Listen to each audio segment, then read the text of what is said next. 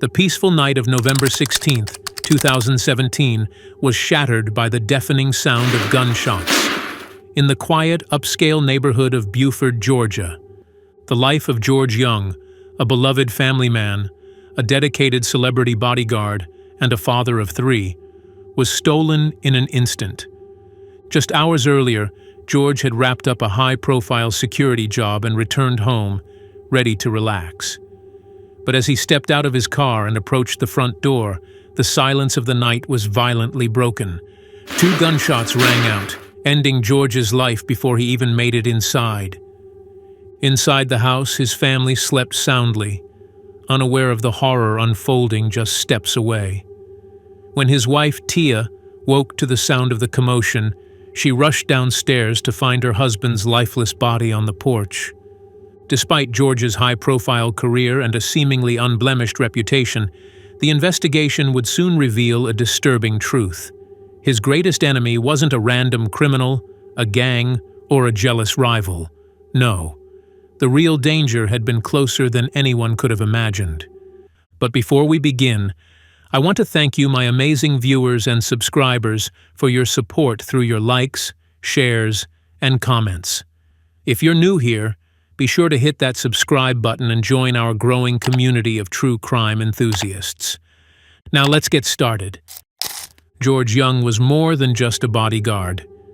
He was a man who had built his life on trust, loyalty, and hard work. For years, George worked tirelessly to protect some of the most famous people in the world, ensuring their safety at all costs. His career as a celebrity bodyguard was flourishing, and he had recently founded his own security company, Metro Atlanta Security.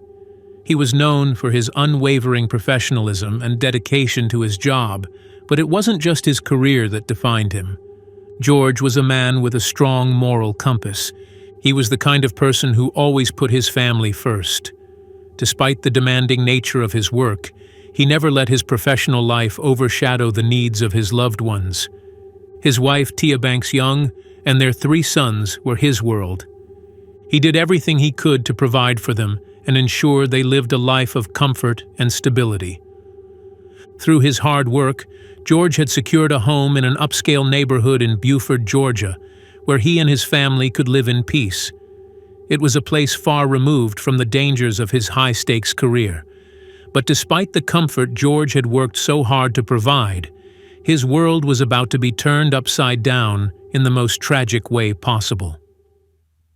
On the night of November 16, 2017, George returned home after a long day of work, exhausted but content. His family was settled in for the night. Tia and the kids were inside, likely preparing for a peaceful evening.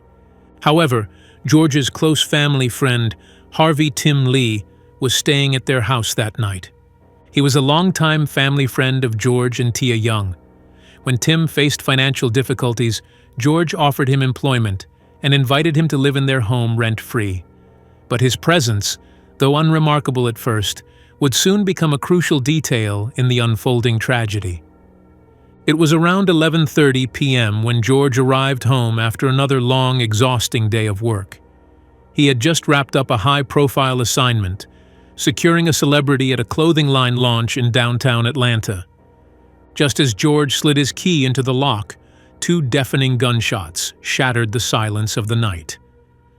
Inside the house, Harvey Tim Lee was staying with them that night. Tim, who had been in the guest room, was jolted awake by the gunfire. He quickly grabbed a shotgun, his instincts kicking in. He had heard the commotion but wasn't sure of its cause. His mind raced as he rushed downstairs to investigate, his heart pounding in his chest. When he reached the front door, the sight that awaited him was beyond horrifying. George lay motionless on the porch, a pool of blood spreading beneath him. He was lifeless, no signs of movement, no signs of life. Panic flooded Harvey's mind. He was no stranger to danger, having been around George's work, but nothing had prepared him for this. In his frantic state, Harvey ran back upstairs to Tia's room, shouting for her to wake up. "Tia! George has been shot!" he yelled as he rushed to her side. Tia, still half asleep and disoriented, sprang out of bed, her face a mask of confusion and fear. She quickly followed Harvey downstairs to see her husband lying in a pool of blood. The realization hit her like a freight train. George, the man she loved, the father of her children, was gone. Tim, trying to remain calm despite the horror unfolding before him, attempted CPR on George. His hands shook as he pressed down on George's chest, desperately trying to bring him back, but it was hopeless. Every breath seemed to be the last one for George. Meanwhile, Tia, in a state of shock, picked up the phone and dialed 911. The dispatcher on the other end of the line remained calm as Tia spoke in frantic, stuttered sentences. "My husband, George. He's been shot. Please send help," she cried. The dispatcher asked for details, but Tia could barely form coherent thoughts. She could only tell them that George had been shot outside the house, that they needed help immediately. As the dispatcher continued to speak with her, Harvey rushed to his side again, continuing CPR as best as he could. But it was clear. It was too late. Minutes later, first responders arrived at the scene, their flashing lights illuminating the quiet street. But despite their best efforts, they too could do nothing to save George. He was already gone. As the police began to investigate the scene, there were a few immediate observations that stood out. First, there was no sign of robbery. George's wallet, cash, and other personal belongings were untouched. This was not a random attack. The motive wasn't money. The second unsettling detail was the CCTV camera aimed at the front door. When the police attempted to review the footage, they discovered the camera hadn't been recording at the time of the incident. Even worse, George's family revealed that the camera had been out of operation for months. This was a curious detail for a man who made his living in security, a man who knew the importance of having everything in place. Detective Smith, who had been called to the scene, couldn't ignore these oddities. The lack of a clear motive, the absence of a robbery, and the malfunctioning security system raised more questions than answers. Who would kill George Young, and why? Tia, desperate for answers and already struggling to cope with the shock of George's death, mentioned something that stood out to the investigators. She claimed that George had been followed by a white SUV on 2 separate occasions in the days leading up to his death. At first, the mention of a white SUV seemed to be a lead, but no one could identify who was driving it, nor could anyone provide any further information to corroborate her story. The detectives began scrutinizing Tia's actions more closely, particularly her 911 call. While Tia was on the phone with the dispatcher, she seemed calm, even detached. There was no panic in her voice when she first reported the shooting, and she didn't seem to grasp the severity of the situation. However, as the call continued, her story began to shift. The inconsistencies didn't escape the trained eyes of the detectives. Why did Tia initially seem unsure of what had happened? Why didn't she immediately know her husband had been shot? The detectives began to suspect that there was more to Tia's story than she was letting on. But it wasn't just the inconsistencies in Tia's 911 call that raised suspicion. The detectives also began to suspect her relationship with Harvey Tim Lee, who had been staying at the Young household that night. The two had a close bond, but their relationship soon became the focal point of the investigation. During questioning, Tia's story began to unravel further. The detectives discovered that Tia and Harvey Tim Lee had been spending an unusual amount of time together, leading to speculation about the true nature of their relationship. The detectives were now faced with a troubling thought. Could Tia and Tim have been involved in George's murder? So, what do you say about the whole him saying you and him have been in a relationship? I know I just asked you that, but why would he just come up with that and say that? I have no idea. Okay. I have no idea. Yes, we were close. Like I said, very, very close. And since George has died, we've come a little closer, but I think it's more so because he has, I guess, And I mean, my boys really look up to him because my kids, we don't have any family. Mm-hmm. They don't have any uncles. George has one brother that they met for the first time when George died. So they don't have any male figures, so they really look up to him. So now they call him Uncle Tim.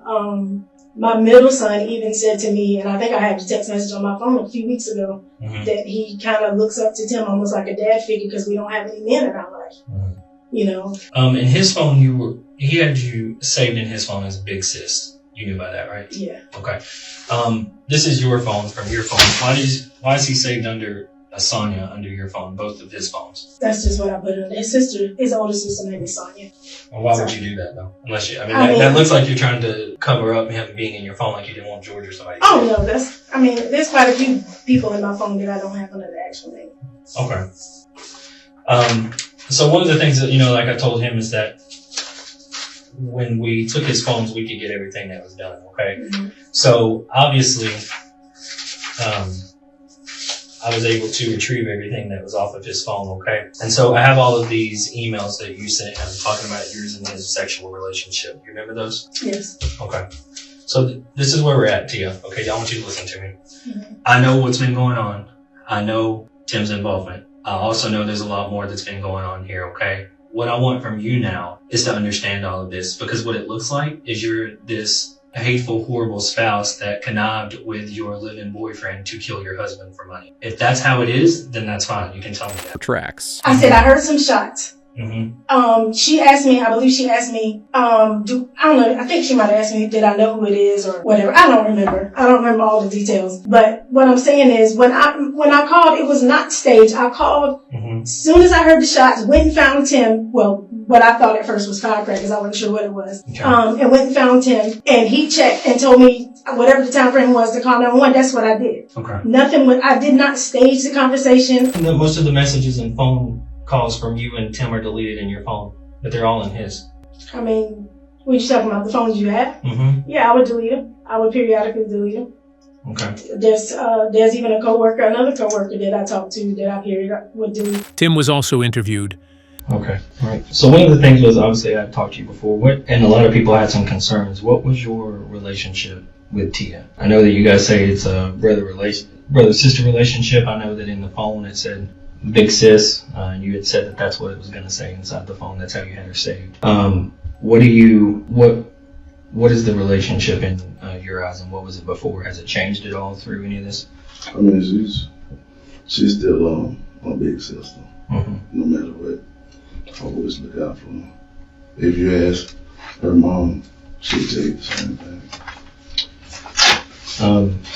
So I mean, I talked to her mom, and that's what she said. My question too is, in your phone, you have her saved as Big Sis. In her phone, she has you listed as a female's name for both of your numbers. You know why that is? I mean, I never went through her phone. So this is her phone, and these are your numbers saved under this female name. And then that's the black phone you had, and then the IPH is the iPhone. Well, so why does she? Sonya is my sister. Mm-hmm. Does she? Your sister had both your numbers? No, I'm talking about my big sister, my real sister. Her first name is Sonya. Okay. So I don't know why she has. But why would she save you and her phone as that? If you guys are so close, why would she? So, like I said, when I remember that we had your phones before, I told you we can get everything that's deleted, right? Mm-hmm. Okay. So in that, obviously, I have those emails. I have all those emails that Tia had sent you. Okay. And in those emails, she talks about yours and hers relationship, and talks about how good you are sexually. Gee. Mm-hmm. So that's obviously my issue here, is that everything shows that you guys were having some kind of relationship. So I just want you to tell me why. And I know you know these were sent to you and you read them, because it shows us whether you opened it or not. So tell me, why are you lying about it? Tia's behavior in the aftermath of George's death was equally troubling. Just hours after her husband's murder, she reached out to the insurance company to inquire about the life insurance payout. It was a strange move for a grieving widow. While most people would still be in shock, unable to think of anything beyond the loss of their loved one, Tia seemed more focused on the financial windfall that was about to come her way. It only took a couple of days for her to begin processing the payout for George's $1 million life insurance policy. It was also revealed that Tia was listed as the primary beneficiary. Everything that was going on. Mm-hmm. But Yes, I made maybe 3 calls, I think, to Mutual of Omaha since then. I stopped calling. They told me about, 10, 11, 12 weeks ago, Miss Young, whenever you're cleared or whatever, we will call, send an email, and mail you something in the mail. Mm-hmm. You don't have to keep calling. I haven't called them since, and it's probably been close to 3 months. Mm-hmm. So it's not like, I don't keep, I just write it out of my head, and I've told numerous people who have said, did you get your life insurance? A lot of people don't know how much it is. Mm-hmm. But have you gotten your life insurance? I said no. It's still an investigation. But that's not all. Tia had made an unusual request during her 911 call, asking the dispatcher to instruct the police not to turn on their sirens.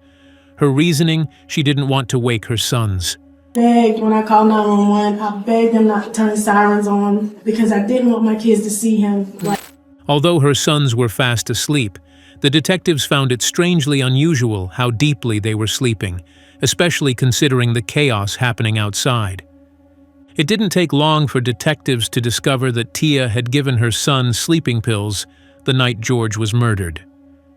Tia claimed she regularly gave her second son sleeping pills to help with his sleep issues, saying she had done so that week. However, her son contradicted her unknowingly, revealing he hadn't taken sleeping pills in months, except for the night of his father's death. The detectives also suspected that Tia may have given sleeping pills to all of her children that night. Sunday Unisom, correct? Yeah, but I give him, he gets that a couple times. Well, he had before, but when we spoke to him, he said he hadn't gotten it in a long time, and that was the very first night he'd gotten it in a long time, in over a month. It probably been a couple of weeks, I guess. You see what I'm saying, though? That night, the night that he normally goes out in the middle of the night between 9 and midnight is the night your husband comes home at 11 p.m. and gets killed. It makes it look like you gave it to him so that he wouldn't wake up during that time period. And it's also weird that we're there, the ambulance comes, the police come, we walked in their rooms and went everywhere, and none of them woke up in any of that. But I asked. Me and my mom both asked everybody that came in the house. My mom, she was the first one that started asking, please be quiet. My grandchildren are asleep. My daughter doesn't want the kids to wake up. I know, but the ambulance and everybody coming in and out, and none of them ever woke up. That's the first night he got that pill? You see what I mean? It's not the first time he had it. That's what I'm saying. In a while. It's been a couple of weeks. Yeah. But I don't give it to the oldest one, and I don't give it to the baby. And to make this out like I'm doing it for money, or it's done for money. I'm telling you that's what it looks like, and that's what he's telling me. Well, that's some bull. I can tell you that. That's some bull. Yes, I will admit, and I apologize for lying. I am very embarrassed about this. I really am. Mm-hmm. I am. And you guys are still in a relationship now? Yes, to be honest, yes. I'm just going to be honest. Well, that's what I want. Because listen, Tia, I'm telling you this is how it looks, and I keep telling you this. He's going to try to take you down with him. And I'm telling you, when he gets up there and he starts talking about everything and what you did, and you don't have anything to counter that, and you don't have a way to say, no, that's BS because this is actually what happened, or this is what he told me, or that's right there is going to be a huge issue. You see what I'm saying? Are you ready to go to jail today for this? No, because I know I'm guilty of this. Then this is wrong. Then tell me, there's no way he's been living under your roof and you've been in a relationship and you don't know that something was happening. As far as this, you talking about hurting Georgia having a sexual, no, that part I don't. Tia, that part I don't. That part I don't. The sex part, the affair, I'm very, very embarrassed. Mm-hmm. I can't tell you how embarrassed I am. I really am. I'm sorry that I never told you. So much that you continued it past your husband dying? The first 2 months we did. It started back up around the 1st of March. The first couple of months we did. We called it up. We just stopped because I'm going to tell you the truth. I was afraid that my boys would end up picking up on something is wrong or catching, The detectives began to suspect that he knew more than he was letting on, and they uncovered yet another bizarre detail. Tim had removed a tracker from George's SUV the night of the murder. Tim's explanation was just as strange as his actions. He claimed that George had asked him to place the tracker on the SUV in case something happened to him. But when the detectives dug deeper, they found no evidence to support Tim's story. It seemed that Tim's explanation was nothing more than an attempt to cover up his involvement. The timeline around the tracker only added to the mystery. Tim had been obsessively checking the tracker on the night of the murder, and the evidence showed that he had been monitoring George's movements in the days leading up to his death. He got the tracker. He got it He had tried to put some apps on George's phone before then, and he said George knew about those. I know for a fact George didn't know because I have his text messages where he explained to George that it was that Zena was trying to do that to him. But I know for a fact they only were signed up through his phone because I could tell that he did that. So he was trying to find ways to track George, and George didn't know it, which is why I have a hard time believing about him knowing that the tracker was going to be on the car, because he didn't know about the other stuff on the phone. Because why would you explain to him Zena did it and explain it away if he knew that's what you were trying to do? You would just tell him, this is what I'm doing. Because when he downloaded those apps, it sends a notification to the person you're trying to track. So George was like, why am I getting this notification? You're trying to track my phone. And he said, oh, well, Zena's been trying to track me, which is not true.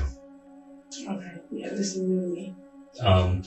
Also, he was looking at that app for the tracker, which in his words is only supposed to be in case something was going to happen to him, to find the truck, not him, which is weird that you're only worried about the car and not him. He was looking at it from the day that he bought it on the 6th. He was looking at it every single night. And he was looking at it the night before George came home. You saw the night of the 16th? Mm-hmm.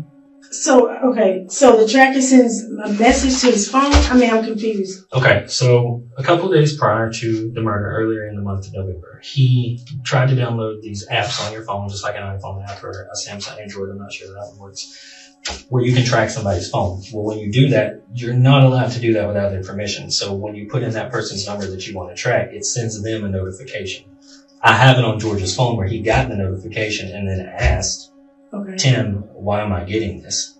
And he said, oh, Zena's trying to track me because of stuff going on with her. Don't worry about it. I'm sorry about it. But I know for a fact he signed up for it because it came to his email through his phone number that he signed up for it. He has to download the app on the phone. So you see what I'm saying? So George didn't know he was trying to track him. Otherwise, he would have been like, hey, I'm tracking you because we talked about this before. Remember? Oh, okay. I see. You see what I'm saying? Yeah.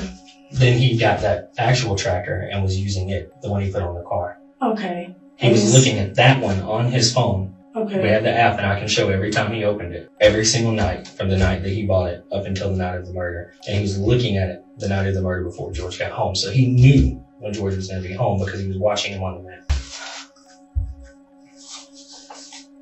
When investigators looked deeper into Tim's search history, they uncovered something even more disturbing.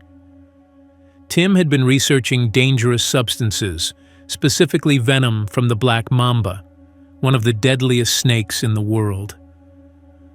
The timing was eerie. His search for venom came just days before George's murder, and while there was no direct evidence that the venom was used, it was a troubling sign.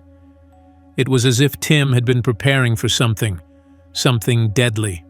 Before that, he was researching all kinds of poisonous things online. He researched black mamba venom, which is the most venomous snake in the world. You cannot buy the venom online like he was trying to over 27 times. That's how many times he looked it up to try to find.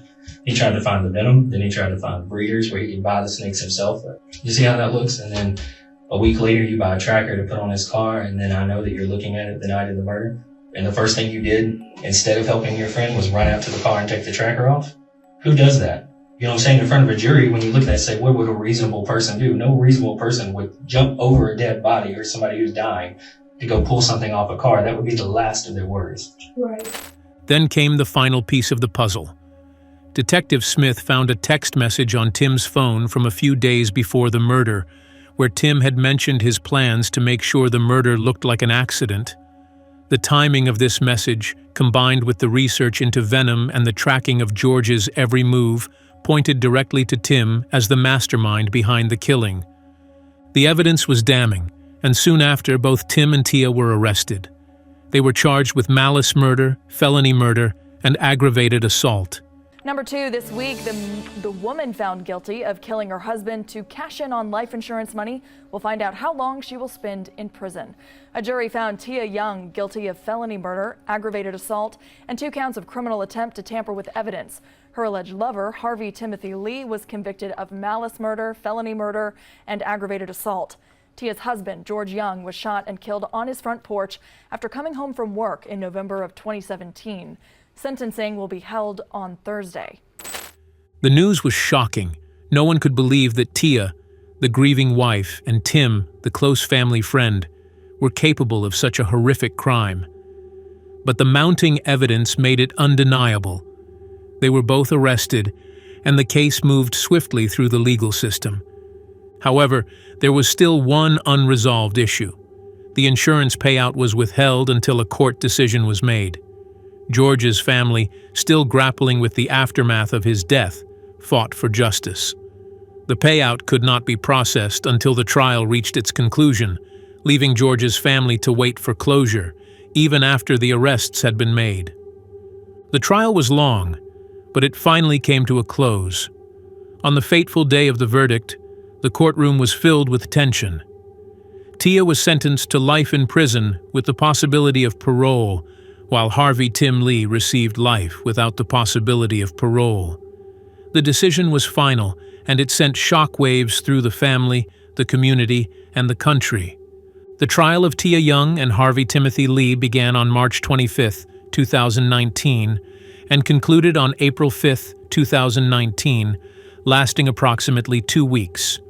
Both were convicted for the murder of George Young, Tia's husband of 22 years. George's family sat in silence as the judge read the sentence, their grief still raw, their emotions still hanging heavily in the air.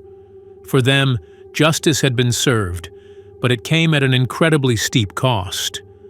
George, the loving father, the dedicated husband, and the protector of so many, was gone. No sentence, no amount of prison time could bring him back. As the family left the courtroom, there was a sense of sorrow, but also a quiet relief. The truth had finally come out, and the people responsible for George's death had been held accountable. But for George's children, the loss was unbearable. They would never grow up with their father's guidance.